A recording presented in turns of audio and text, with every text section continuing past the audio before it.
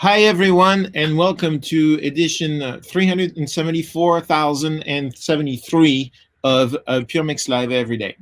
And today, I have the great pleasure of having one of my favorite musicians in the universe as my guest. His name is Jamie Lidell. How's Um, it going? Here it is. We have a little something. It's going to be a little bit. There you go. We have a little idiosyncrasy today. It's that Jamie lost power. That's So, right. what happened to you, Jamie? Well, about 4 days ago, Nashville experienced yet another really extreme weather event. It's been a bit of a recurring theme here, unfortunately. Okay. We suffered through heavy winds very recently, and then we had another event that was pretty bizarre. It's what they call a line wind. Unlike a like cyclical wind, it's just a bloody hand that goes. It was like 75-mile-an-hour winds, hurricane force winds for only a few seconds, actually. But it was sufficient to like completely rip out our maple tree from its roots. And it toppled and just completely severed our power and all of that just from the street. So that's just lying on the ground still outside our house. And it took out a few of our neighbors' power because it's connected to the transformer. Yeah, we've been 4 days without power at this point. And, 130,000 people lost their power in Nashville. So it's been a lot for them to deal with on top of having the COVID restrictions. And, we've been kind of like cavemen with phones, which is weird. It's sort of like, it's quite a weird headspace because you feel really primitive and back to nature in a really good way. You're like, oh yeah, nothing's on. Like my whole studio is just inert. It's weird. Like no lights, nothing can come on. It's like no signals emit from anything. All the Wi-Fi is off, and obviously it's no power, but still it sort of surprises me like what that does to your head, and it's quite a beautiful, relaxing feeling. But then you see the cell phone and you're like, oh, cell phone, let's go. And you lost. And in a way, you just sort of feel like you're in that world again. So I think we were talking before we came on air that it would kind of almost be better if the cell phone didn't work as well. Yep. Then you'd just be really sort of like, okay, we're going to zen out here. Yeah. Cell phones are the Yeah. enemy of creativity. So Yeah. so we have Jamie Little without power. We have all these beautiful toys behind you. You're gonna run us through your studio, Sure. I can walk you around. That's the good thing about this. let's geek out a little bit later. Cool. The first thing is I'd like to talk about music and then also situate you a little bit for people. Yeah. So where back in the day, you had a band with a friend of yours called Supercollider. Was that your first project? Well, it was my first project. I mean, I've always been into music. Hmm. Yeah. And I was like I was always picked to be a singer in the school productions and stuff like that. I Uh-huh. think I was a squirrel singing a squirrel soliloquy for a big school production. One of my earliest nerve-wracking moments was singing squirrel. So I mean, a few things don't change. I guess I'm still just a hairy bloke that sings a bit, but I'm Uh-huh. surrounded by more machines. But yeah, that kind of was always the thing. I was the singer initially, obviously, because I was young. I didn't have any equipment. My mum didn't have a piano, and I didn't have a guitar or any musical instruments in the house growing up. But my mum is a singer. She still sings to this day in like philharmonics and stuff. She's pretty legit. Okay. So there's that. And then, yeah, I had various things at school. I got really seriously into like music tech, and for some reason, I just used to go. I lived in a very small village in England with just a few hundred people, and most of my upbringing was there. Mhm. But we were close enough, thankfully, to London. Like it's only an hour away, so I'd go to London and go to these shops that had, the D50 and the early Akai samplers, and I just was like falling in love with the idea, the romance of the freedom of this sort of creativity that I could have if I had these instruments. And then when I was about 16, I got some money from my grandma, like 2,000 English pounds. And it went a long way in those days. I was so thankful for that gift. It gave me so much freedom. I didn't have any cash really. And so that just allowed me to get like my early machines. So I was kind of like the guy at school who had a sampler. I had an S950, a Korg M1, a little 4-track, and you know, SM58 and a Alesis MIDI Verb 3. I got all of that for £2,000 because it was like 1 to 2, you know, pound to dollar. So the pound went a long way. Yep. And so yeah, I kind of like made music with my friends at school with the sampler and all of that, and became a bit of a kind of a young producer, I suppose, because no one had that gear. I had an Atari running Cubase. I was always quite computer head. But yeah, my first bands, I guess, were just little hangs at school, as is often the case, right? And then then at college, I had other bands. I had a band where I was a singer. And so, yeah. And then I fell into a crowd of dudes after I left college called Subhead. And Subhead were two guys, Jason Leach and Phil Wells. And we made 12 inches together in 95, from about 95 to 96. And that's when I started to get hip to like Detroit techno and Christian Vogel's music, through just playing and getting high and raving and loving that, and just thinking I was getting educated because I hadn't heard Detroit techno and all of that kind of sound before. So I started to just think, I want to make this kind of sound. I want to know more about it. So I moved to Brighton actually to meet Christian Vogel, which is a weird thing, because the first day I went to Brighton, I met his then girlfriend. And I thought, I saw a Trésor Records bag on the ground and I knew that was Christian's label. And I said, "Are you Christian's sister?" She was like, "No, I'm his girlfriend." And I was like, so weird. I make music as Subhead. And she was like, "Wow, Christian loves your stuff. And he played your record at the Love Parade." How did that feel? I mean, I was like, what? I mean, I was like, it's too good to be true. Like the first day I was in Brighton looking for Christian, I basically met him. Like it was one of those life moments that felt like it was meant to be. And within a short period of time, I was essentially sharing a studio with Christian. And like we were making music, and we kind of had this idea that we could make a kind of a pop project. This was our headspace, you know. We could do the electronic stuff already, but I was like still singing a bit. And so I was like, how do we use my voice and do all the electronics and, you know, do something that we like, but sort of make it kind of a bit more poppy than the usual stuff we make. So that's kind of how Supercollider was formed. We were signed initially to Loaded Records, which is affiliated with Skint Records, which a lot of people are familiar with, thanks to Fatboy Slim. And they were a big label in Brighton and in England in general in those days. So they were really cool. They took us on as a project because they heard a couple of things that we'd done. Darn Cold Way of Loving and another song that we'd just done kind of as jams just on an afternoon, you know. And they signed us. And then it was about 1998 when that happened. And the first record was how it started. The first record was 99, right? Yeah, by the time we'd got around to finishing it, it was 99. Yeah. So that first record, the first Supercollider record, that was you guys' vision of what a pop record would be like? In some regards, you know. Yeah, I mean, I suppose for us, just being really kind of, sounds like a bad word, sounds a bit pretentious, but we're pretty underground in a way. Like the music that Christian made, definitely, and like the Subhead stuff, it was all very low. It was, you know, just for the heads, really, in a way.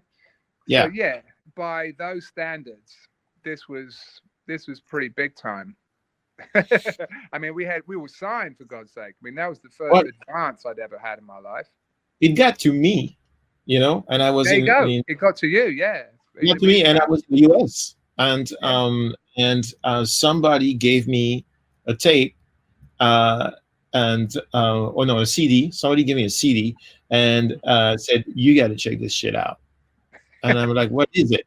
And so, and he said, just listen to it. So I remember listening to it the first time and thinking, what the fuck is this?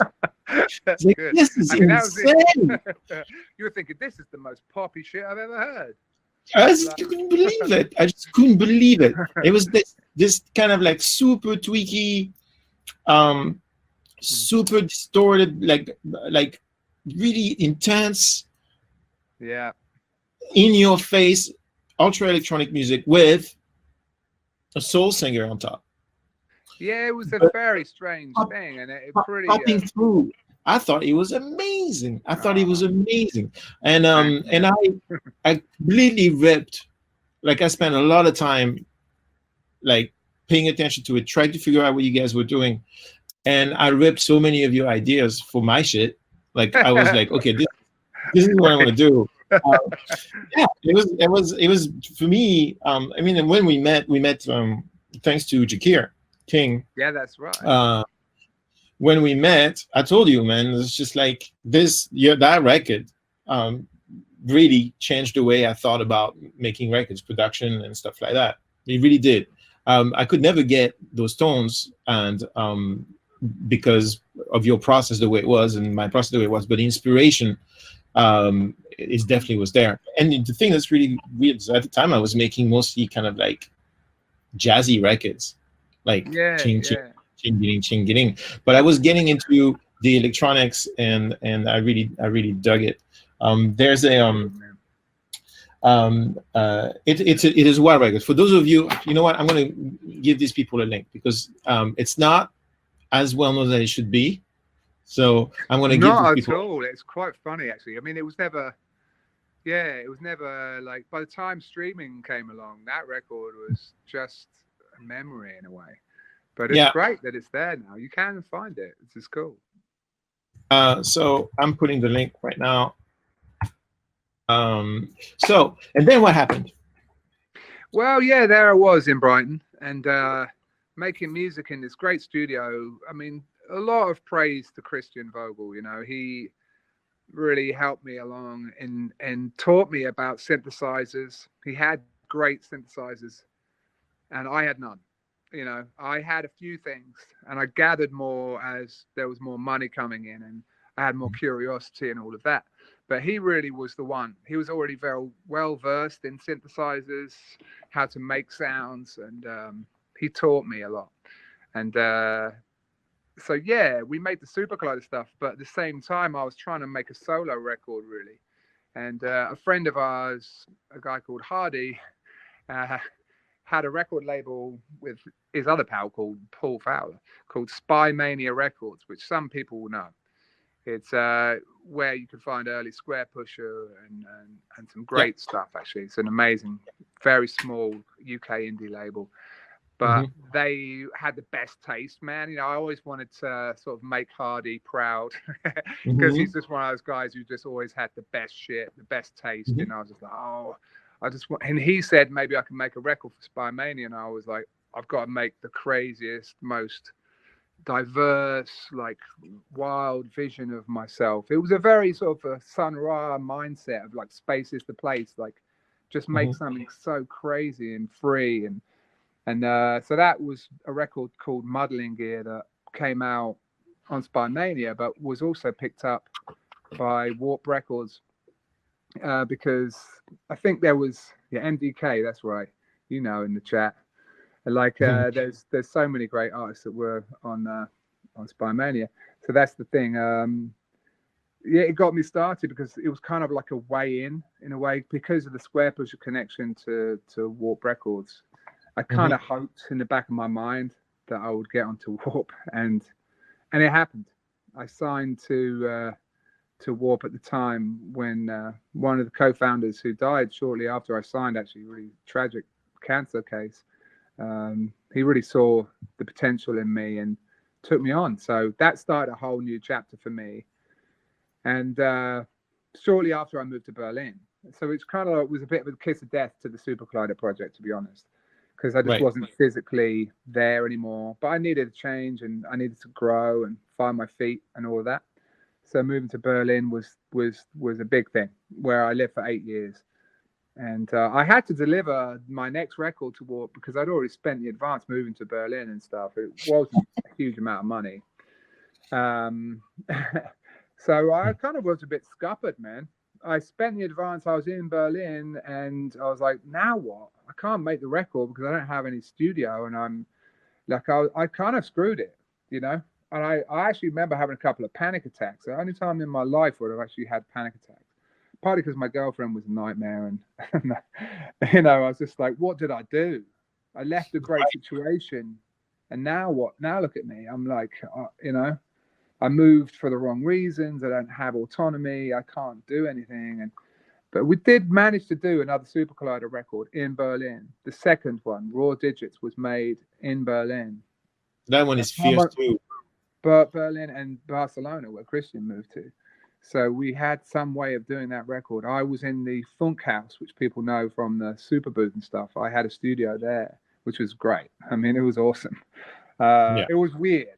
It was weird. It was far out, and in those days, it was kind of dark side a little bit to be in that part of Köpenick in Berlin. It was strange vibe, end of the line kind of vibe. And yeah, man, you know, I just carried on trucking, and I thought I've got to do something because I can't pay the rent and I'm screwed as a musician. So I had to become a live musician. I thought I'm never going to be able to compete with all of the techno guys like Christian and Neil Landstrom and all the people that were in my circle. They're all way better than me at that kind of stuff. And I wasn't ever really pure in that way. You know, I'd come from making music, but I wasn't pure techno. I wasn't pure Detroit. I was kind of just, I loved it. And it was something that I was passionate about. But I thought, I've got to be able to sing. I've got to be able to use my voice. So I thought, what do? I use my voice and I use technology. That's what I do. So I sat down, I thought, and I played a few little shows in like improv cities, you know, like Amsterdam and Belgium and stuff, where they would have me come by, and I just had my like little, you know, DL4 delay pedal and a Boss SP202, little machines I could afford to do looping, to do like basic looping. I was inspired a lot by Matthew Herbert, who's a great musician from the UK. Okay. Fantastic. And big deal for me in the UK. Took me under his wing. We've done music as well. I actually was with Matthew Herbert. We opened up for Bjork in the Hollywood Bowl. It was me, Matthew Herbert, and the big band that he had at the time, and Bonnie Prince Billy opening up for Bjork. I mean, that's an amazing moment. So, yeah, a lot of respect to Matthew, because he would go out and do shows with just Boss delay pedals. And, like, you know, they could hardly do looping, but they did loop. Right. But and I was just like, oh man, this is great. This allows me to be free because I can loop, you know, I can do vocal. And I remember having a guitarist in the band I was in Brighton called Balzac. We had a band called Balzac, and one of the, I mean, all great players, and it was an amazing time. But the guitarist would practice with a delay and do all these looping things, and I loved it. I used to just walk in on him practicing. I was like, dude, this is amazing, man. Like, this is, and like it, you know, just realizing like, oh, maybe with a voice that would be cool. And I knew that I couldn't do it with the gear I had, so I basically quit music and learned Max MSP in my little kitchen in Berlin. I just stopped for about 6 or 7 months and programmed the looper that bought this house. Basically, that's the absolute truth. I had no way of really making money except for touring solo was the only legitimate idea. And so I just crafted a looper. And I didn't, and that was the reason it took me so long between Modeling Gear and my next album, Multiply. There was like 5-year gap because I basically quit music, learned how to program so I could make this looper. And that was in about 2000. That's when I got into that. And then I toured like crazy. I opened up for James Brown with that looper. Beck, you know, I opened up. You know, with what was the show like? Elton John. What was the show like? You would get on stage, you'd have your computer, and you'd start singing into the box, and you'd start creating random loops, and then you built on that. Was that your show? Basically, for a while, it was 100% improvised. I had no plan at all. I just hit the stage, and just went for it with no songs, with nothing. So like I just goes kind of like freewheeling and I guess I've been into jazz for a while. So yeah, I got to really get my jazz on. And then slowly I realized, oh man, I'm losing the crowd. About if I don't have anything and this jam isn't working, it's very much like surfing, you hit a good wave and you're chilling, but what if you fall off and you're like in the undertow and you're like, you kind of need some things when you're doing a loop show. So I started to develop like backing tracks and ways to play. But anyway, that just led me down a certain line, and I was in Berlin the whole time. And then after a while, I met Mocky, who became like a really important writer and producer with me. And basically, I was just a stoner really that was kind of going off doing these shows, I had a lot of material, but I wasn't really putting it together for another album. And he was like, "What have you got? What kind of songs have you got? And he just wanted to speak to me more as almost like a traditional musician, like, you're a musician, play me the music that you have. And I was like, I just didn't think like that, I just had weird drum machines with vocal on them and stuff. And and he took my songs and saw them in a more, not simplified, but he saw them as songs, and wanted to bring out the harmony and wanted to bring out all of the hidden music that was in the ideas. So we became a great team and worked together on Multiply and on my other album, Jim. That's 2005, 2008, all in Berlin. And so, there's a lot that happened in that period. That was the most active time in a way, because I was, I wasn't married, no kids, and I was just sort of chasing the music dream in a way. I'm playing all the time and, evolving all of that. And yeah, a lot of electronics in the mix, that whole thing. Cool. And so I lost track of your music after Supercollider. I just did that thing and I just lost track, and I came back to you around Jim or Compass. I think Compass, I was like, whoa, I know this voice, and I hadn't connected Supercollider with you.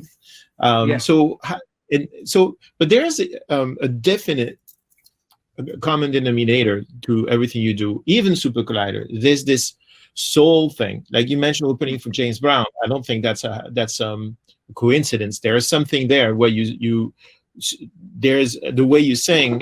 It reminds, it had a Motown kind of R&B quality to it. Where has that come from? What were you listening to that just inspired you to make you sound that way? Prince. Yeah, it was Prince.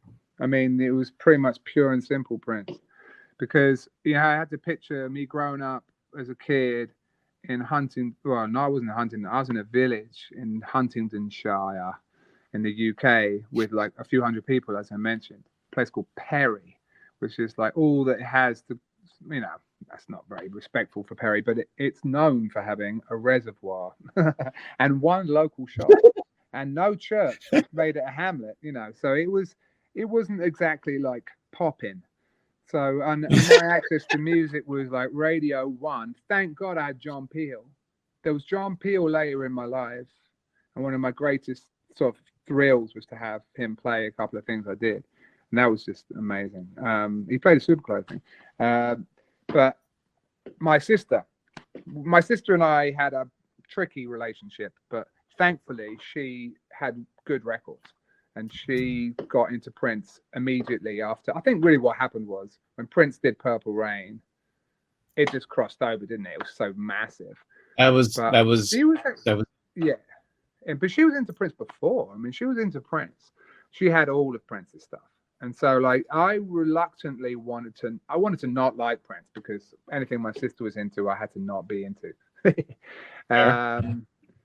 So yeah, eventually though, I realized I saw a show in 1988. There was a Love Sexy tour that was on TV. They were playing the show, and I just thought, I knew all the songs, and I just thought, hang on a minute, he can really do this. I mean, this is incredible. Like he can really. I knew that it was all. And it kind of all came together for me when I saw him play, And I just thought, this is it. This is like the ultimate musician. Like, there's no one better than this living. And like, I just became obsessed. I just became completely obsessed with Prince. And I did meet him actually, but well, anyway, it's another story. But then, do you ever meet Prince? Yeah, man. You know, I have few regrets in my life because I own pretty much everything I do, and if I fuck up, I own it. You know, but there are things that I will forever regret forever. I haven't met Prince. I haven't met David Bowie. I was 1 degree of separation. I was just there. He was down the street. It could have happened.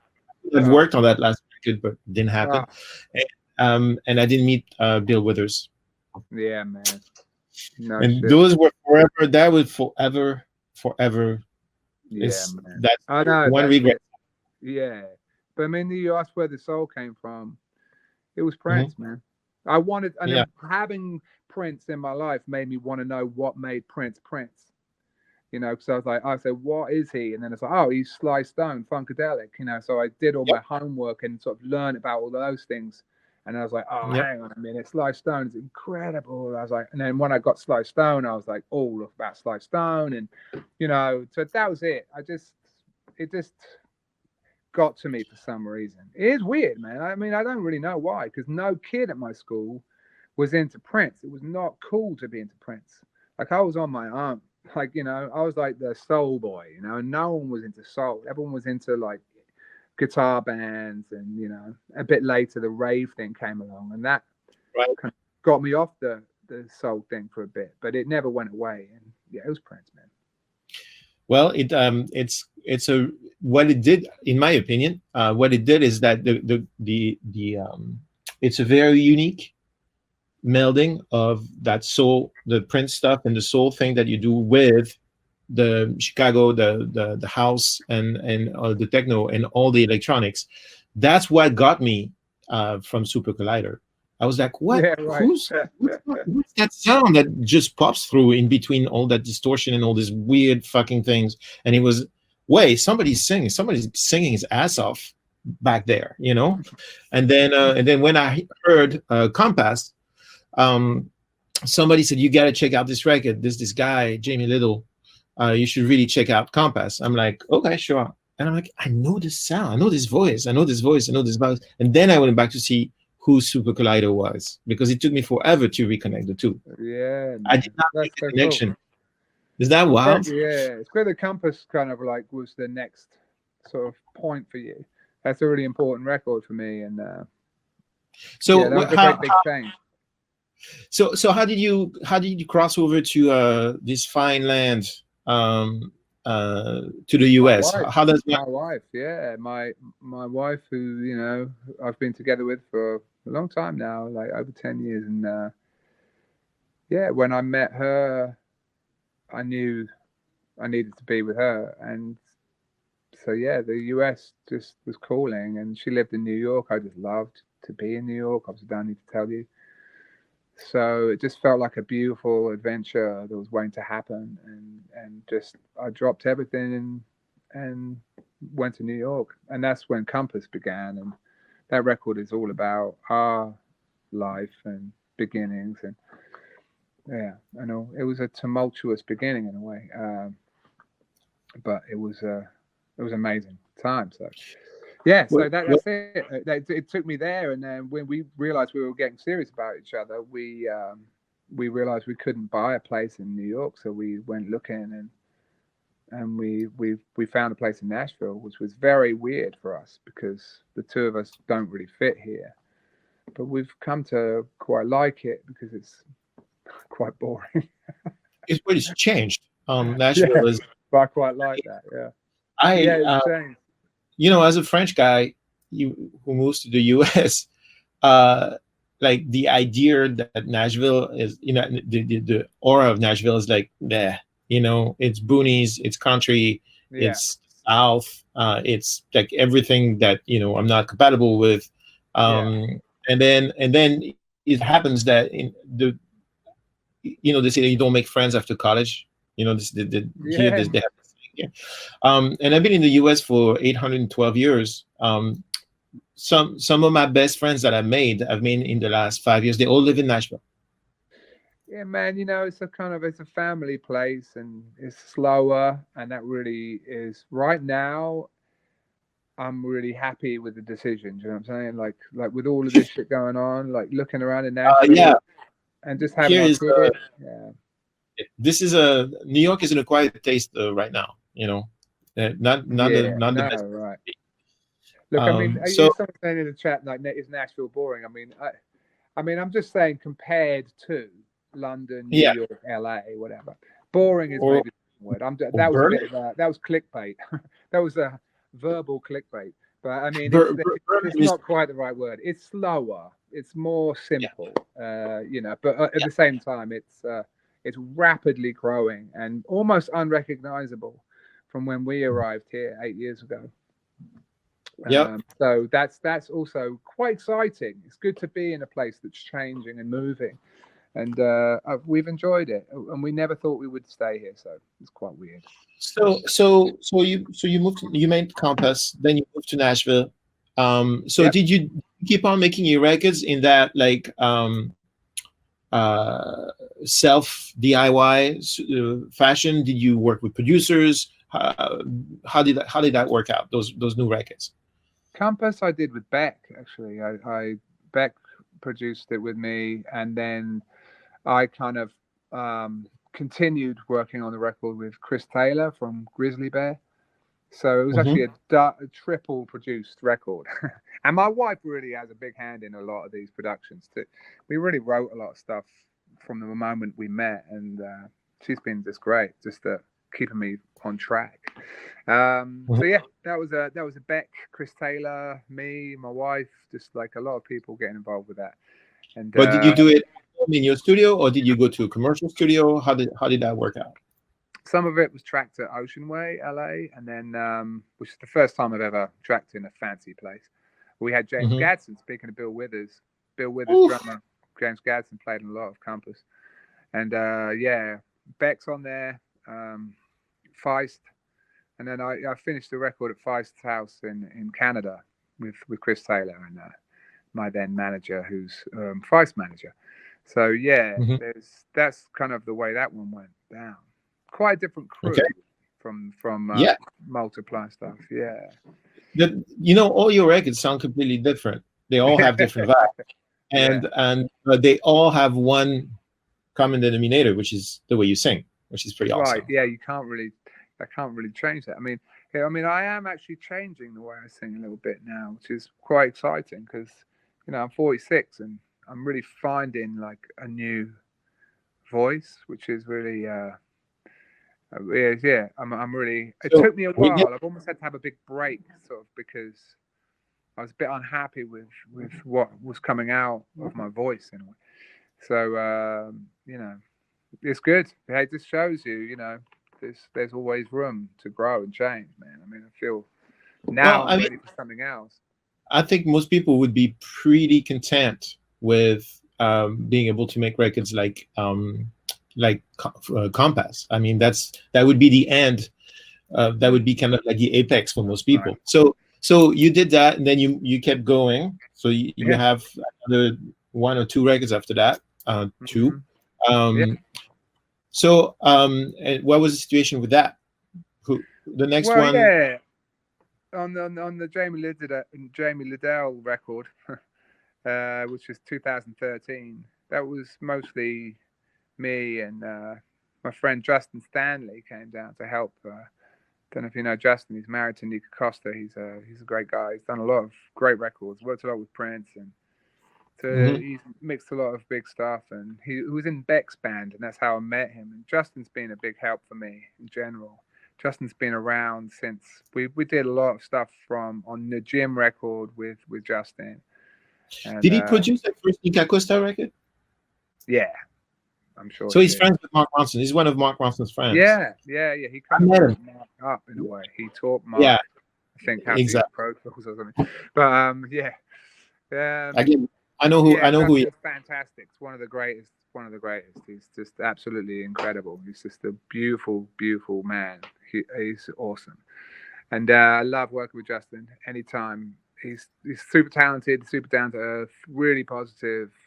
He brings out great music, and so yeah, I did a fair bit of that record with a guy in town called Mr. Jimmy, my keyboard player at the time. He was a real colourful character, Matt Rowland, and an excellent keyboard player. And I had all these synthesizers that I collected. It's basically my Nashville record, really. I bought myself, because we had this house, I was like, I'm going to get a console. So I've got a 56 channel SSL E-Series and put it in this room. And then I had a second setup, and I had the OBX-A, and I had the Prophet 5, and I had Rhodes Chroma, and a bunch of, the Bacasti, and a bunch of outboard gear and everything. And I've got to give a shout out as well, actually, to Jake Aaron, who's always done a lot of mixing for me, and a great friend of mine, and played in my Compass band. And he's been an important figure. He and I have kind of mixed a lot of this stuff along the way. I tend to mix as well, but Jake's way better at it than me. And he also just helps me not go insane. I do drive him insane, I think, but Jake, it's been brilliant. But so there you go. I just had all this stuff in the house, and I wanted to make something kind of 90s. I was just in this sort of, because I love Prince and shit, and I love Jam and Lewis, and I was really into New Jack and all that. So I wanted to make a record like that. Obviously, someone like Bruno Mars really took that shit home. But that was my record, 2013. And then then I carried on and made Building a Beginning, which is another record I did here. It was recorded at the Sound Emporium, drums at least. I did all the drums in one day, actually, with Darryl Jones. We did 10 tracks in a day. And Pino Palladino was on that record, playing bass. And good characters, man. Just making music. And really, the sparsity of my album releases and stuff is largely due to the fact that I'm doing a lot of, aside from the podcast, the Hanging Out with Audiophiles pod, which I've been doing for over 2 years. It's taken up a lot of my time and energy, and it's become a real passion of mine. I've done a lot of co-writing. I've had 2 Grammy nominations for my co-writing, actually. I co-wrote Leanne LaHavis's Green and Gold, and produced that too. Cool. And then, which is her biggest song by quite a long way, actually. Not that the size matters, but it was good fun. And then also Muramasa, I wrote and sung on a song of his called Nothing Else, and his record was Grammy nominated. So that's how Grammy nominations can happen sometimes, just being a writer and getting involved. So that's been good. And I've done a fair bit of pop and all kinds of writing. I've enjoyed that. I really do love it. I like being able to sort of vocal produce and write songs and not have the burden of thinking of touring and a lot of the things that I'm not wanting to do now. I'm a dad. Our son was born 4.5 years ago, and I swore that I wouldn't be an absent dad. So I had to rethink a little bit, like my strategies, because I didn't want to just be a touring musician, really. Yeah. So, same. I mean, same thing. It's just, you gotta, if you're gonna do it, you're gonna do it. So the writing thing is very interesting. A lot of people are not aware of how that scene works. So I think this would be very interesting if you could share a little bit what writing means. As like, do you wake up in the morning, go to your desk and write, or what's the typical writing session like for, say, a pop artist? So Michael Jackson just came back from the dead, and he wants to reconnect with his new Jack Swing success, but Teddy Riley, but he wants to make it newer Jack Swing, right? And so and he said, you know what? I heard that Jimmy Lidell record. He's got that shit in his bones. Let's work with Jamie. So the manager's call. How does that work? How does a writing session work? Well, I mean, man, it's so dependent on who you're working with, as you know. Like, if probably with someone like Michael, I'm a bit weird in that I don't ever have prepared material. Some people have And I think Yep. it's more common now, and it's probably advisable. And there's been times when it's bit me in the arse a little bit. I don't come into a session with like loops, grooves, anything like that. I just come in with a blank slate and just sort of try to build something from the ground up. I suppose it can be a pro and a con that I'm a singer. Sometimes being a singer can be intimidating to the other person, because you start singing and they are a bit more shy and you're all of a sudden not as shy, and that can be tricky. So you just feel out the situation. I just tend to, it's very hard for me to generalize. I mean, obviously you gave me a specific case with Michael. I mean, I know Michael, I'll just say, hey man, let's get first things first with Michael. So let's get the tempo right. It's sort of like you have to sort of think of the very fundamental things. It's like, what are you in the mood for, man? What you want to make something that's like slamming, like, or you want to make something that's sort of on the weird side of slow or whatever. With a person like him, he does the dance test, right? He used to get up and like see if he could move to it. So just be like making something that would make Michael move would be my first goal. Make him dance. If you can make Michael dance, then you probably, the rest of it is just cruising. Then you just need something to say. I mean, I must admit, that's sometimes not my strongest point, and I think I don't particularly like working with people who are just performers. I like to work with artists who have something to say, because there's a big difference. If you're working with a performer, they want it all. They want the message. They want everything. I mean, I tend to work with people by just kind of doing nothing, actually, and just talking as best I can with them. In a way, the music making part doesn't have to be very long, I think maybe people get it wrong sometimes with that. I think, for me at least, I want a connection with the person. So I talk about what's on their mind, what they've been thinking about. Like, can we find a connection, the two of us? Can I find their trust as a human? And then once we've got that established, I feel like maybe there's a song in what they've said. And I might say, you said something a while ago that, I don't know, it just feels like there's something in there that we could make into a song. Sometimes they feel like that's a bit too assertive, and they're like, I see what you're doing, that's just the method. But most of the time, if they're there to write a song, they want to get down to business, So like, you sort of say, well, let's start with that, because that's something that we both can talk about, and we obviously have something to say on this. So I think the most important thing, especially now making music, is you have to have something to say. If you've got nothing to say, going like meow and making whatever sounds you can make are relatively unimportant. You can dress up a bad idea pretty well, but having a good foundation, something to say, I think that's the number one goal. So that would probably be what I'll try and concentrate on with a musician and an artist, getting that thing to say, and then kind of like then just working on how that might be. I have a skill, I suppose, not to sound cocky or whatever, but it's something that comes to me, is that and it happened, I wrote a song with Andrew Watt and Ali Tamposi and Brian Lee for Haley Steinfeld, a big song called Let Me Go.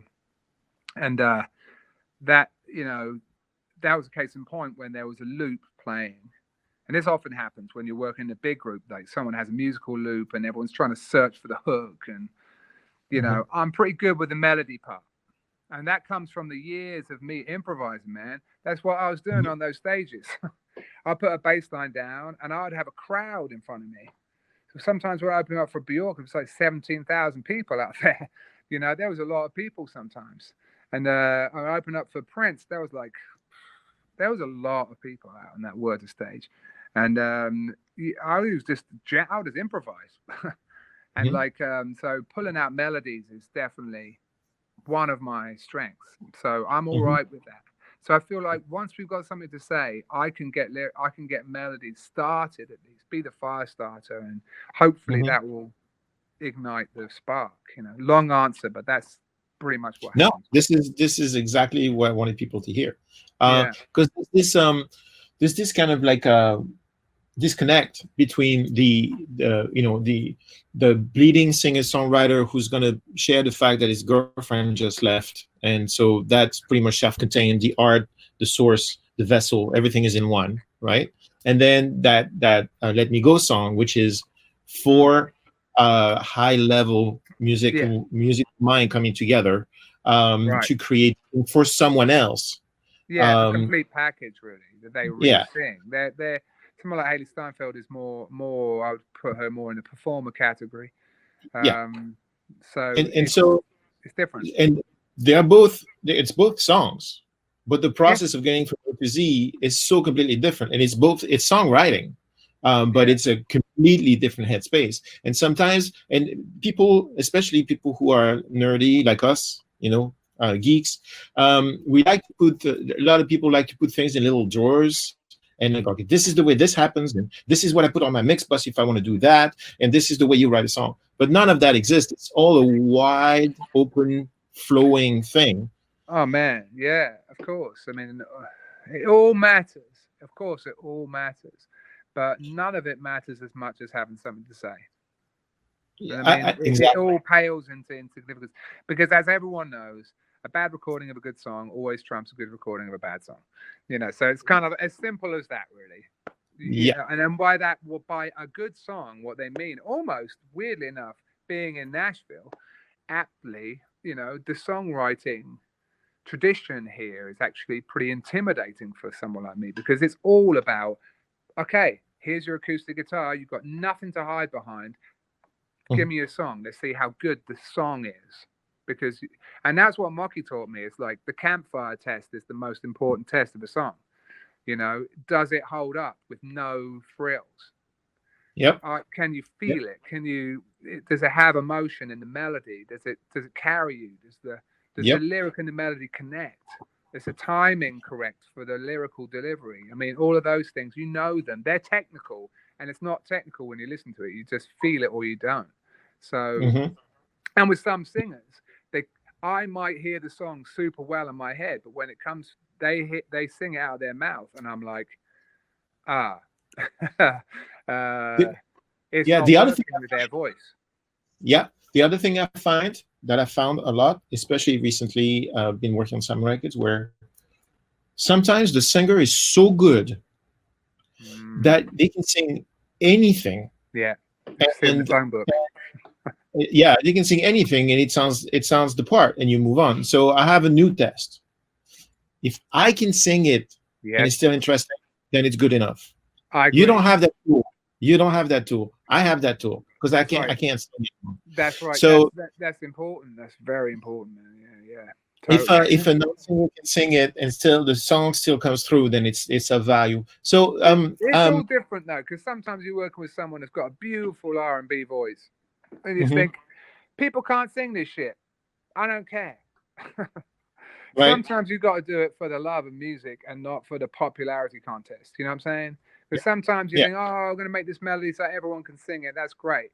But there's another side which is like, nah, you just sound amazing doing those runs, and you're untouchable. Like, you just do you, because it's incredible. I just want you to just let your light shine and like, you know what I mean? There's something about that as well. I mean, obviously, when you bring the two things together, you're in Stevie territory, and it's incredible. Yeah, voila. See, Stevie is the one who can afford to do that because he has great songs. Most of the time, the songs that have the singers who are like singers, the songs suck. It's just the song is basically a vehicle for the singer to show off, and it's big. And you're right. Look, hey, someone's saying that an Autechre track might not pass the campfire test. And you're probably quite right about that. And obviously, there's so much music that's not. But I mean, the big thing about that is there's no singer. So I mean, it doesn't really count if the music's instrumental. I mean, I agree. I mean, hey, listen, man, I like the most out shit, and like I don't really care about like the campfire test with that stuff. But when you're writing a song for a singer, then that kind of test is relevant, I think. Absolutely, 100%. I find and even for like, of course, you could say, well, stuff that's techno or house, like a deep house track. You're not going to go campfire test that, but that's a different thing. That's a different purpose. This is not song driven. This is a body movement thing. And it's which is amazing. And if you playing the drums around the campfire to that, you'd be bugging out to that too. Yeah, you know, I'm never drums that's another thing. The rhythm is Yep. the other mysterious and incredible thing. Not my forte. I wish my rhythm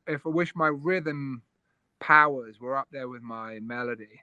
You know what I mean? I feel like my melody's all right, but my I don't have I'm all right with rhythm, but there's some people that are just amazing with that shit, right? And it's a Yeah. magical thing. It's a beautiful This thing. is, Like Gadsden, and I went like Gadsden. The thing amazing. about Gadsden that's so cool when you're playing in a room with him, and then basically your friend, one of the guys I worked with, big guy in Beck's band at the time, and Brian LaBarton, fantastic musician, amazing. Like he was just saying, yeah, when you're playing with someone like Gadsden, it feels like everything you do is on time.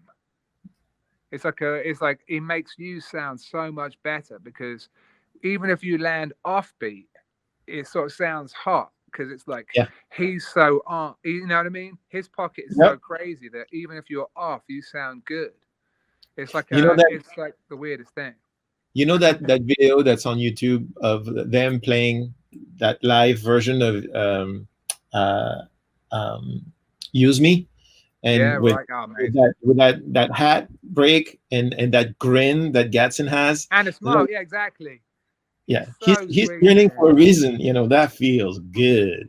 Dude, when I was in the studio with him, I brought in Lynn LM1 because I just thought I was getting really decadent. We were in Ocean Way, and Daryl Thorpe was engineering, and I said I want it all going to tape, so we had the tape doubled with all the digital, and I had everything feeding from the console back to my small console, and it was just a really annoying setup. And I'd not met Daryl at that point. He was kind of a bit pissed off with me at the start of the day, but we became friends after that session, weirdly. And then just I had the LM1, and then Gadsden shot me a look like, that. And I was like, what? Tell me what's going on, Brian. He goes, well, the legend is they sampled Gadsden. Like they hired him for a session, and then they put his sounds on the EPROMs, and then it put him out of work for like 15 years, you know? Right. That drum machine was kind of like what that terminated his career. Yeah. And but at the same time, he was totally chill about it. He's only busting my balls because it's Gadsden, he's the best. But he has an LM1, and you know, and it's so he has a Lin drum or something. But anyway, there's a lot of cool shit. He's the best. Yeah, he's just the best. So this is so I wanted, part of what I wanted to do today is what we just did. I wanted people to know where you come from, and to understand how you think about music. But we have hundreds and hundreds and hundreds of geeks watching, and so I think it would be very important to those geeks if we could see, me included, if we could see, give us a little tour of your studio. Yeah, man, absolutely. Well, this is my. I suppose I should turn. I don't know if I could turn the camera around. I don't think I can on this app. Basically, I'll just start over here. This is a machine I got in New York. Everyone, there you go. That's how it all began. The old Line 6, the ubiquitous green delay. There's the SP. A very nice box. Some of you are probably aware of the CR4, the Korg. This is my upright, which was a nice $1,500 Craigslist find here in Nashville. Another thing to love about Nashville, I found a Publison Infernal machine. I found a Prime Time for like $400. What? I got this Steinway for $1,500. Yeah, I mean, I've found some really nice things in Nashville, beautiful things. Then there's Polysynth land. You've got the Jupiter 4, Prophet 5, OBXA, all MIDI'd and sort of talking. And then I've got this desk which I really like. It's the Spec Lilo. It's just a nice line desk. I need auxiliaries with my stuff. I just want to be able to play auxes. I love being in the box and all that's great, but I miss aux sends and feedback basically. And so I've got a lot of these EXTCs to interface with things like the biphase and all my pedals. This is a nice piece, the Altec 9067B filter, King Tubby filter. And below it is the another passive high-low pass Pultec, the HLF3C. Yeah. Are these Nothing like the plug-in. No offense to the plug-in. Are these Neve 135s in your little Neve rack there? No, that's those are Cowrex. Cowrex. Yeah, understood that you think they are. They drop nicely in my console.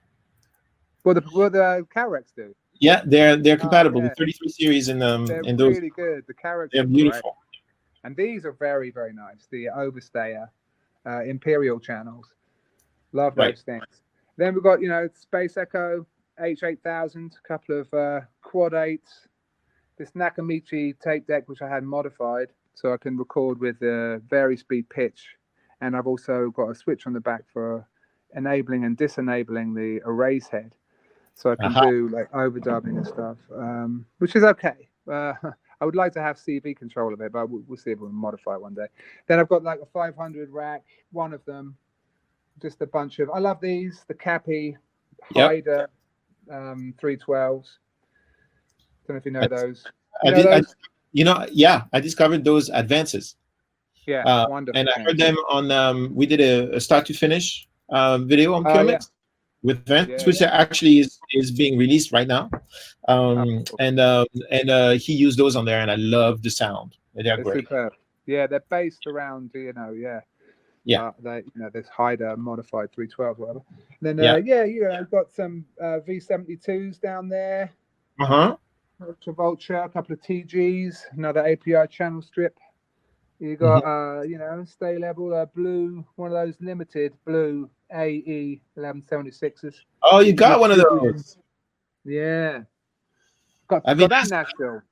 I asked Erica, I said, do you have any of those left at UAM? No, they're gone. It's a nice piece. It's a nice piece. And then there's the multi-band tube tech. And then my monitoring, I've got the ATC 45As and the Yamahas with a Fathom. I've got a Fathom. You can't really see it. It's a JL Fathom sub. Then I've got this is kind of a little weird zone. I started to get into. I've got the Burl for 2-channel in. This is the Magic Death Eye stereo compressor. And then this is Crane Song Head Quantum. And, beautiful API 500. And then over here is the Demeter Spring Reverb. Pretty nice. Actually, not that great. Sorry, Demeter. Don't really love it. I had an AKG BX when I lived in Berlin, so I've been spoiled. Then there's the Eventide, and then the Prime Time, the Nashville Find. It was broken, but a friend of mine knew how to fix it. The Marshall Time Modulator. If anyone who listens to the pod knows I love, and it's a very unique piece. Then this AMS 1580 with the very rare chorus controller interface, which allows you to do coarse pitch and all kinds of funky stuff. Then this little SSL, just fine, basically a Mackie. Then you've got this, which is a clock controller, very important piece, called the Acme clock. Thanks to my friend Vicente Sanfuentes. It's your CV thing, right? It's a CV clock thing? No, it actually takes an audio pulse clock instead of a MIDI clock. So it's a much more accurate way of taking a signal to create synchronicity down the line. So you take audio pulses in. This is the audio in, and then the MIDI clocks and other clocks are generated off the audio pulse. They start the MIDI clock, not the computer. The computer always sends out its pulses. This thing sends out the clocks. And then I've got a sequencer here called the Circlon. Any Aphex Twin fans are familiar with. The Sequentix Circlon, which is quite an impressive array of MIDI capabilities. And also these belong to it. Breakout boxes for CD and gate. And then obviously the ever-expanding Eurorack shenanigans. Very fond of these Ampex 601 tape and preamp machines. They're mono, they're great. And another mono tape deck, obviously the Nagra 4.2. Another purchase I made in Berlin back in about 2006, which it's a beautiful machine. U47, got a couple of those. And then another bit of Eurorack. This nice Polyen tracker. More stuff, the RMI. Love that thing. Sunbar, Bella Kuti. Okay. Beautiful, beautiful machine. Actually, you can see inside because I've got it open right now. This is amazing. See inside. What is it? Like a European Rhodes? Yeah. It's not a Rhodes. This is an Oh, electronic it's instrument. fully electronic. Yeah, you can think of it more like almost like a farfisa in the way that those machines would, infinite polyphony on these machines because it's not based around a synth voice. It's, you know what I mean? It's like octave division. I don't know how it works. Divider, yeah. Great machines. There's the Rhodes Chroma. Chroma. Nice selection of weirder stuff. Has anyone got a stage DE1 delay? And this is Everybody needs one of those. A modified Marantz with a CV control from Scott Campbell. A very weird, like a Boss mixer. Mm-hmm. Other stuff. Picture of me and Quincy. Then another one of these Ampex era things. This is the speaker, which is kind of like a champ. It has a preamp on the bottom and another 601. And another world of stuff with more APIs and, got other synths and a bunch more pedals. Basically way too much shit. Yeah. So that's my question to you is like, there's so much shit. You have so much shit. Yeah. Got a pair of barefoots down in the corner as well. How do you balance Studio B over here? How do you balance nerdery and music making?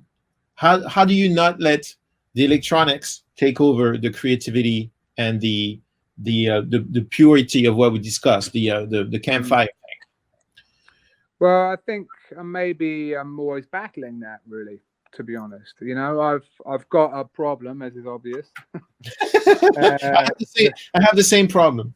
Yeah, but then you see other people. It's all relative. Someone like Paul Epworth is just is obscene in a great way, and everyone knows what they are capable of dealing with, I suppose. And I liken it a little bit to like colors in a palette of a painter's palette. You can get by with primary colors and mix your own and so forth. But this is just like having a lot more colors available. I try not to get distracted, and I have my obsessions. So like it's usually like I'm obsessed with the Circlone, sequencer, so I have to do something with that right now. I will say there's something that I strongly believe in, especially when it comes to Eurorack and stuff, and it's what happened when I made the Max patch back in the day. When I made the patch for the live show, was I set myself like exercises. Essentially, I'm like, in the case of the looper, it's like I need to create a looper that has 5 tracks. I'm going to use the black keys to mute and to unmute the track so that when I'm blind and I'm not looking at the keyboard, I can feel the 5 tracks with my 5 fingers. And I'm going to use this small MIDI keyboard to control every aspect of the looper. So I don't have to look at the looper, and I can do it with muscle memory. And then I'll learn this thing, and then I'll get better at it. And that ultimately, I think that's the key. And unfortunately, I've lost a lot of that. I think what's really nice is having a system that you can really learn and perfect. In the case of this studio, it's more just kind of like, I'm 46. I've been collecting gear for a long ass time, and to be quite honest, I don't really give a fuck. Like I just have machines, and I'll make bleeps and stuff for myself, just because it's fun. I don't care. Yeah, and and then sometimes I'll be worried about money, and I'll do a money gig and try and make some money. and then I try and with the podcast, it's been great every show, and I've had like 68 episodes so far. Each of the 68 episodes has a nitty gritty where I explain or I go into some relatively obscure experimental production technique. It might be a combination of various machines together. It might be just like comparing 10 different vintage samplers, and whatever it might be. And so that's kept me really focused in here and actually thinking of the gear that I have and how it all works together. I try to make the worlds talk to one another. It's not like, I think what's bad is when you have a lot of gear just sitting around and it doesn't actually function. Everything in here works. There's nothing in this room that doesn't work. Everything is plumbed in to the patch. I can access it all. It's all controllable. It's all clockable, essentially. And everything that's not is out of this room. And there's a lot of stuff in here. But, you know, going from Mellotron to, you know, a piano, or, I mean, that's a bad example maybe, but going from, you know, the modular synths to a piano, you know, that's an interesting thing to try to combine. It's a really, that's when things get interesting, is when you bring these disparate worlds together, and that's kind of what happened with Supercollider. So that can only really happen if you have those things available. You don't need all of this shit, of course. It's like, it's not, I'm not trying to say you need gear. Of course, I'm a guy who's spent way too much time just collecting all this shit. I don't need half of it, but I love it, so it's cool. Yeah, absolutely. Well, you haven't been here yet. I hope we'll make that happen soon. But the way I went around, this is New York, so I don't have the space, right? Yeah. The way I went around it is I actually have, and we're redoing it using the downtime. We're gonna redo it. Basically, I have 32 inputs on a pair of Apollo X16s. Yeah. And so I've limited the amount of that's nice. to 32 channels. That's great. Good idea. Right, direct, and no, there's a pair, and then I have an X4 on my desk. So for guests, I can just plug in. Yeah. That's great. That's good thinking, man.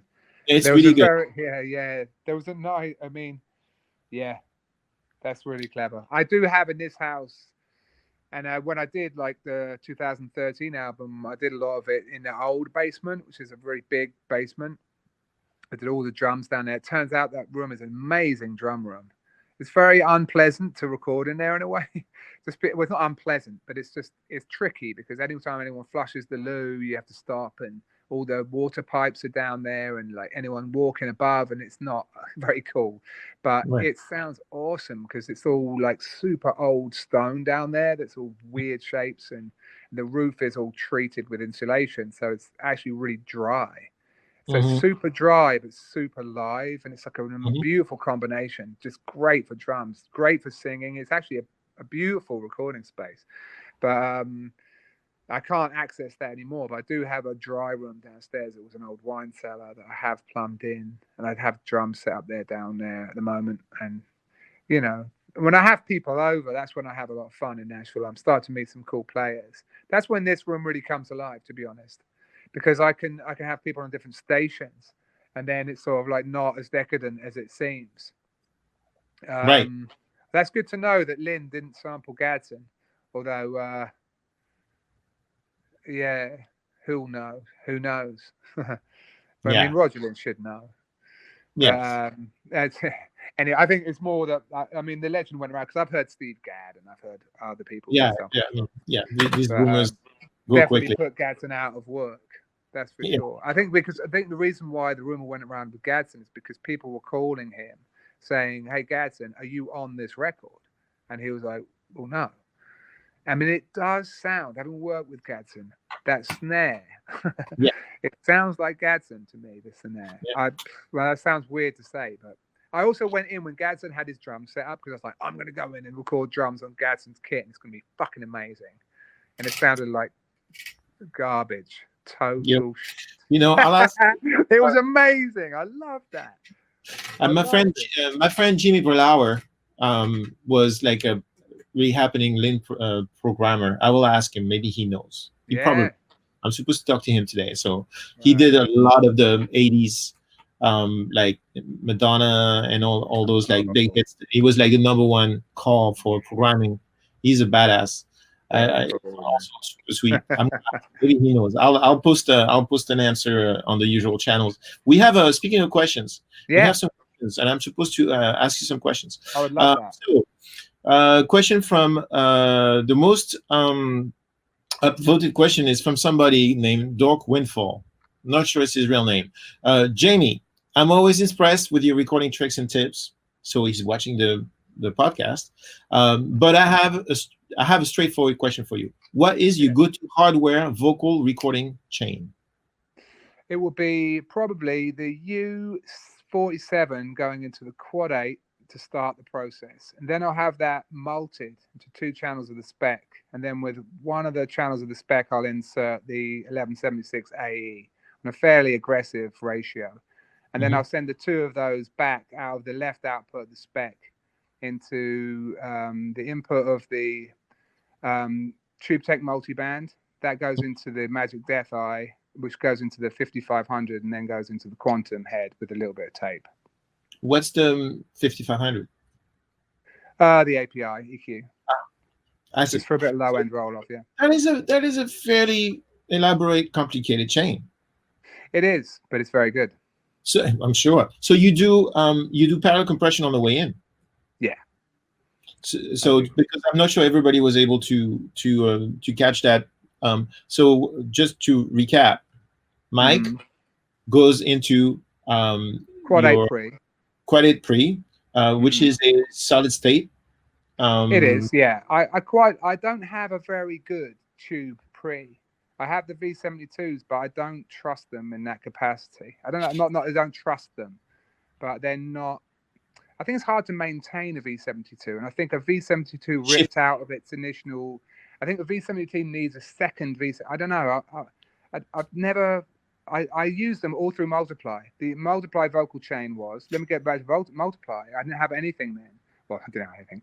I picked up an M269 and ran it through a V72. So, but that was. I picked up an M269 in for I think a 2000 Deutschmarks, which was a nice purchase, and yeah, that was a beautiful chain as well. Yeah, I mean, obviously, it depends on the song. I will say I'm doing the parallel compression thing because I'm doing very gentle vocals recently, and I want a lot of juice. And if I'm doing something louder, I probably wouldn't do that. But then again, I probably wouldn't use the U47 if I was doing something louder. So I mean, a go-to vocal chain. I don't particularly love the U47 for a loud vocal. I like it for a finessed, very quiet vocal or backing vocals. I prefer the 269 for a louder lead, or I'll use an RE16, or which is all right. I used to have a D12. An RE16, for those of you who don't know, is a dynamic voice. Yeah. I like dynamics for a lot of lead vocals. I don't do it as often as I say. I'm almost about with a podcast. I use the Browner, the VMX, and the Browner VMX will go into probably the same thing. Quad 8 Magic Death Eye, because why not? I've just got it here. I use the gear I have. So also for those of you who don't know, a 269 is a U67, a U67 that comes from the ORTF, the French broadcast thing from the 60s.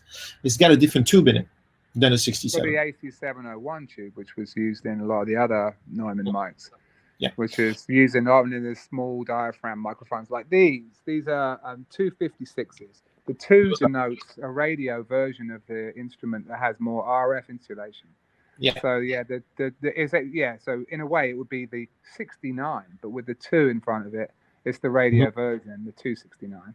And and it was made for voiceover work, I think. The 269 is a fantastic vocal mic. It's amazing. I'm lucky enough to have 2 of them, which I picked up on. Yeah, great. But yes. The 60s. We have. I also have 2 or 3 67s. I forget. The 67, the last one I just got, I traded it for a record. And yes, long story. And it was in Peru for I don't know, 30 years on the beach. And so the beach and microphones don't mix very well. And but it is our favorite here. It's up on every session. That's great. Yeah, I love the U67 too. It really suits my voice. I like a mic that has a bit of aggression. The U67 I feel is kind of aggressive in a good way. It forces its way in, and it's such an exciting sound. I mean, I love microphones. I have a lot of microphones, which I haven't shown you. Yep. I've got a few ribbons. I've got the Coles and the usual suspects, but I've got some weirder mics that I picked up in Berlin. some strange Gefels, and Any Lomos? I don't have any Lomos, but I would like a Lomo in a way. Yeah, you have Lomos. No, a friend of mine, actually the owner of Dangerous Music, Bob Muller. Oh yeah. He has a whole bunch of them that he got. I don't know where. Russian mics from the '60s. How do you get that in the U.S.? And Yeah. but it sounds great. Matthew Herbert had those back in the day before anyone knew about them, and they look so cool too. Yes, I think I'm weird because I do have two U47s, and they're both a little bit strange.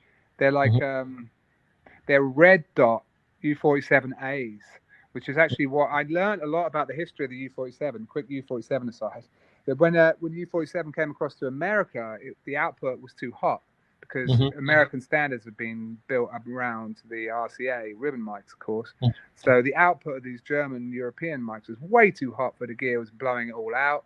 So Gotham Audio, who was importing the U47s at the time, they had to get a new transformer in the mic so that it stepped down the output of the microphone 6 dBs, and then they also added a latch onto the microphone to strap it down an additional 6 dBs. So it was a 12 dB decrease on the mic.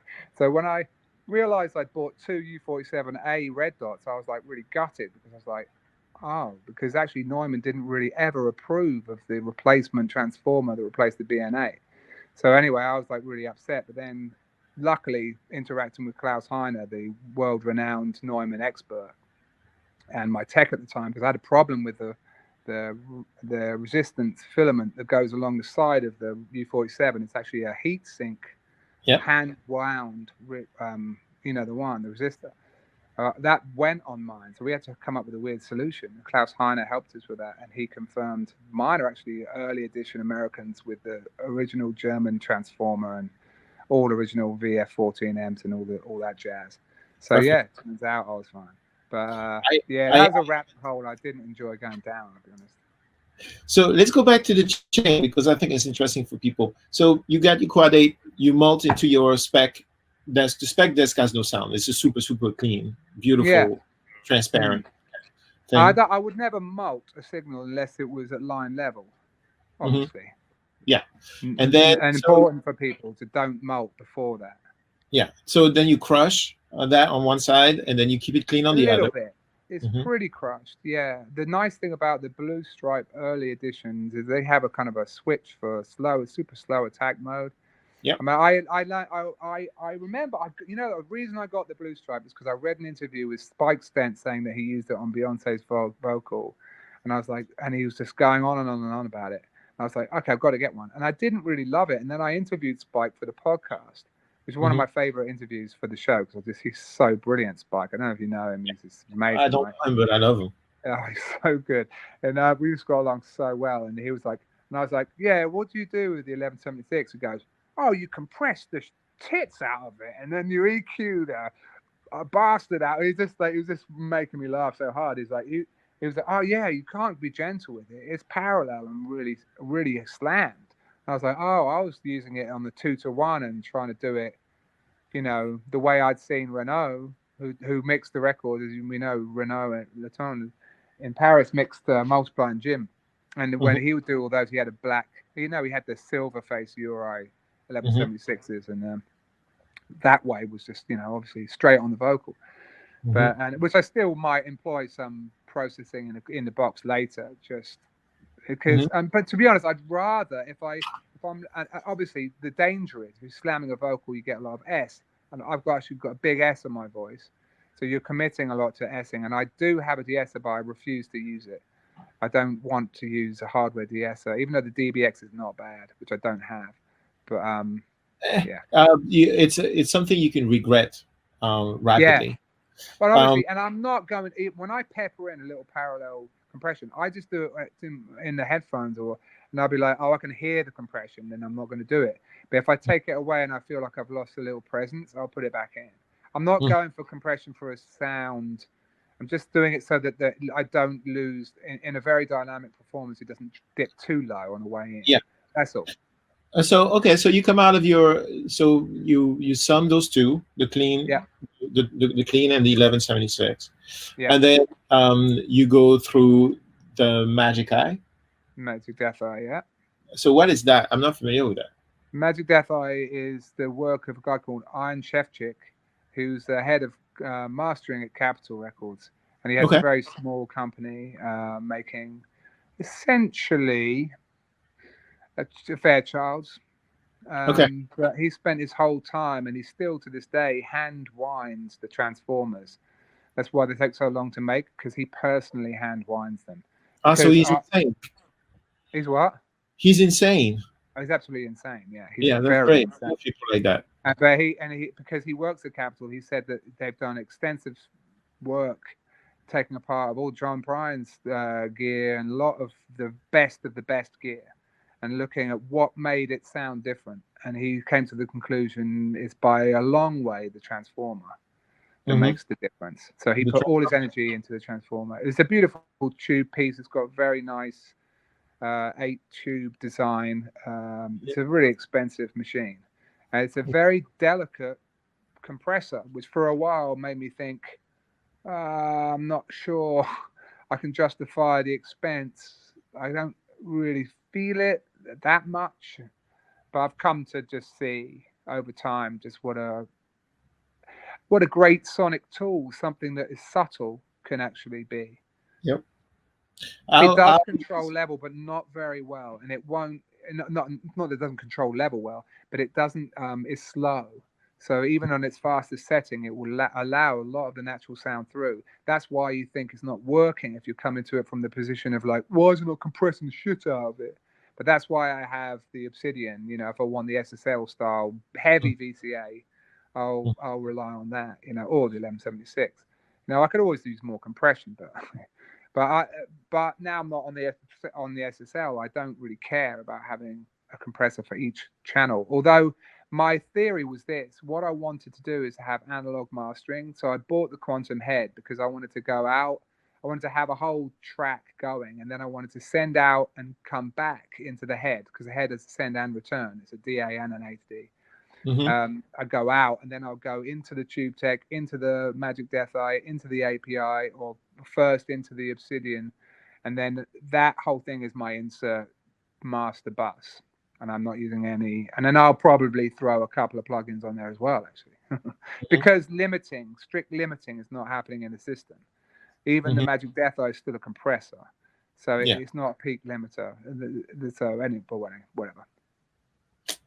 All right, you heard it here first. So we've been jabbing for an hour and a half. Let me find a couple questions. Yeah. Um, So I uh, get long answers. That was a long yeah, answer. no, this is awesome. Like this is like I'm so happy. I mean, it's just like for me from the first moment when I heard that Supercollider record to this point, it's Yeah. I love it. I'm very And you know what, man? I will say about this. I'm actually, as I even talk, I'm thinking back to doing the Super. You've reminded me of a time where we did the Super Collider album, Raw Digits, and it was the first time I'd had a tape machine. I bought a Telefunken 1-inch from the M15 era. I had an M15 2-track for a long time. I lived in Berlin, but I had an M15 1-inch, and we did the song Gravity Rearranging. It was the only song that was recorded onto that desk, and I have a Siemens console as well, which I still have in Belgium somewhere. But it was an 80s era Siemens called a Citral, and we mixed that song into the Siemens from the Telefunken, and I almost shat my pants. I was like, what have we been doing with computers, man? Listen to this. It just scared me. It was so much better. It was crazy. And I now looking around my studio, I love the Nagra to bits. It's actually a phenomenal machine. It's yes, truly incredible the way it keeps sync. It does not drop sync. It like you can have a track and it barely phase. I mean, it's so incredibly tight. We on Compass, that album, no, on the last album, Building a Beginning, a lot of the tracks would just run to the Nagra and back in and printed and washed a bunch of times. And there was never an issue of it kind of going wobbly at all. Phenomenal. But now the only thing I want for in the studio on my vocal chain is tape on the end. I would love tape at the end. Well, you could, but then see, and this is where it goes back to this. It's like that vocal chain that you described is a high maintenance vocal chain. That's an expensive girlfriend right there. I mean, basically, in a way, there's many places where it could go wrong. So if you're in the middle, if you're not working with an engineer, who's going to drive that, you're working by yourself, being creative, right? Yeah. How do you, if something goes wrong in the chain, if the gain stage is not right, if something's changed, how does it pull you out of the process? Do you get frustrated, or do you stay focused on it? Or I've worked hard on getting the very finest parts for this. Magic Death Eye is an extremely boutique piece, as is the Crane song. The Tube Tech and the Quad 8 are in great shape. The mic is very, very quiet. And everything in the chain, I'm kind of meticulous about selecting. So I actually don't have any problem with using that chain whatsoever, because I know it's super reliable at this point. But there are other things in my studio that are not at all reliable. Working with a modular synth, for example, is a real nightmare in that way, because you can accumulate a lot of noise very quickly, because power distribution and a lot of things are kind of weird, and not, so that can be frustrating. But in the case of a chain like that, my biggest limiting factor by far is the acoustic of the room I'm in. And that's the problem. I can't sing certain vocals in here without really hearing that affecting the sound. Yeah. So it's really the chain doesn't bother me. It's more the acoustic that really bothers me. And so that chain is fixed. Your gain. No, it's not fixed. It's not fixed at all. I mean, I'll switch out the pre's. Often I'll use the 312 hiders. And a lot of the time for backing vocals, I'll go straight into the Altec high-low pass filter and just commit very strange effects. I usually try to sing and commit the effects, because I even when I'm working with other people, I like the way that they perform into the effects, and they start laughing like, whoa, it sounds so crazy, going into weird. Yeah, now you often switch out the mic to sometimes something super cheap, like a telephone, and then whatever. I do just so I use the gear, and sometimes I like to run a preamp. One thing I've been experimenting with recently, and I want to do more about this, is I take a microphone and put it into 1.312, and I'll take it in, and then I put it into a 312 again on line input mode. So I've got double transformer, or put another 312 at the end of the whole thing. Transformers are everything. Yeah, I like to have more of them in the chain. Yeah. And the one thing about these Cappy hiders is they're beautifully easy. They've got LEDs on them in a 500 series. Obviously, some people don't like 500 series and they have issues with it, with the volt rail and everything, but I think it's absolutely bullshit. I think these sound fantastic. Plus, it's a high volt rail, actually, because it's a plus or minus voltage. I think people get confused with that. Anyway, whatever. So long as you're not pushing your rack amperage-wise, I think you're fine. But I like this idea of using the line inputs on these, and just you don't really hear the color too much, but it's just doing something. I just want to experiment more with that. I listened to Eric Valentine talk about that, and talking about when you're going into a classic Neve console, you're not going to a 1073, you're going to a 1073, which goes into 1272, and then the master section is another 1272. So you actually go through like 3 pre's. Yeah, or, you know what I mean? The average path through a Neve console is something like 6 transformers in and out. Yeah, so that's a really important thing to consider when you're working at home, and you have, for example, multiples of a preamp and you're not using them. Maybe you should think about throwing them in, because I've often been like, why does my vocal chain, I've got such high-end components here, why is it just not blowing my mind, like really just fucking killing me? Like, I mean, I would like a pull tech, and I love pull techs. I love a good pull tech. That was something that suits my voice really well, and that would be great. and it might help me get that thing I'm looking for. But then You know, again, if I'm boosting the tops, I'm going to have that S issue straight away, and I'm going to be pissed. Jamie, it's not one piece of gear. No, Everybody, of course. it's not one piece of gear. It's the course. fact that the sounds we have in our head Oh man, is the result of that chain that was the committed chain at the time.